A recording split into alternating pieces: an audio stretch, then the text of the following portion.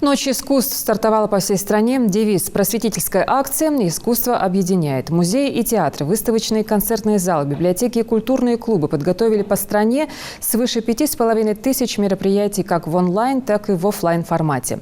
Многие из которых приурочены ко Дню народного единства. О том, что происходило в Ингушетии, расскажет наш корреспондент. Культурная жизнь снова в онлайне. Лекции, мастер-классы и экскурсии. Ночь искусств не исключение. Музей изобразительных искусств Ингушетии к акции присоединяется уже в 7-й раз. Вот так вот сюда. Вот это все втираем. Он превращается в зеленоватый оттенок. Организаторы настаивают, такого мы точно не видели. Не выходя из дома, насладиться живописью российских художников-графистов, понаблюдать за мастер-классами живописцев, техники пастель и не только. Онлайн-эфир проведет и наш уникальный мастер декоративно-прикладного искусства Аюп Цуроев. Как многие наши зрители знают, сейчас проходит его выставка в зале нашего музея, которая называется «Путешествие в мир творчества Аюпа Цуроева». И мы думаем, что зрителям нашим будет интересно присоединиться к нам и поддержать нашу акцию. И действительно, программа обещает быть интересной. Не только выставки, но и живая музыка. Так что любители этого вида искусства тоже могут быть спокойны. Педагоги и воспитанники детской школы искусств Карабулака приготовили массу интересного для своего зрителя, начиная от народных композиций и заканчивая классическими произведениями на фортепиано.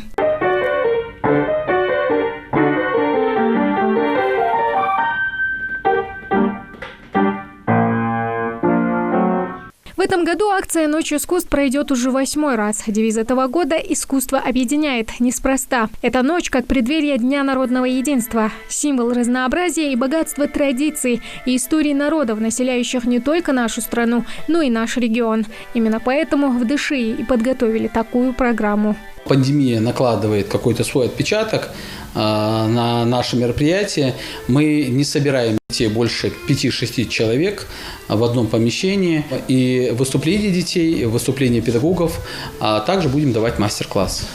Именно художники будут давать мастер-класс. Каждый житель нашей республики, он, я считаю, должен в году хотя бы дважды посетить музеи, театры, концертные залы. Это, естественно, их духовно обогащает. И поэтому мы решили тоже принять участие. Мой класс по вокалу, состоящий из 12 девочек, решили сделать программу тоже о России, песни «Своя Россия» Дахкильговой Фатимы, Анастасия Вышегуровой Динары. Распахнет свои двери и местный ТЮЗ.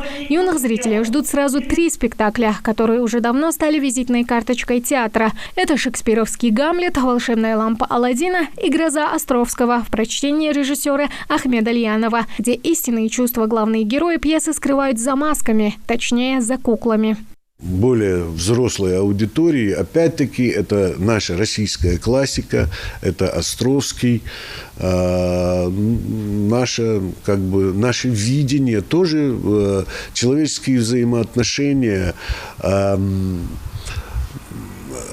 сохранение традиций, сохранение обычаев. И это еще не все площадки для встречи с настоящим искусством. Онлайн-концерт мастеров «Единым духом мы сильны» пройдет и в филармонии имени Ахмеда Хамхоева. Встреча с прекрасным начнется уже сегодня ровно в 6 вечера. Увидеть экскурсии, мастер-классы и концерты можно будет на официальных YouTube-каналах заведений культуры Ингушетии. Тамара Хшагульгова, Магомед Дидигов, Новости 24.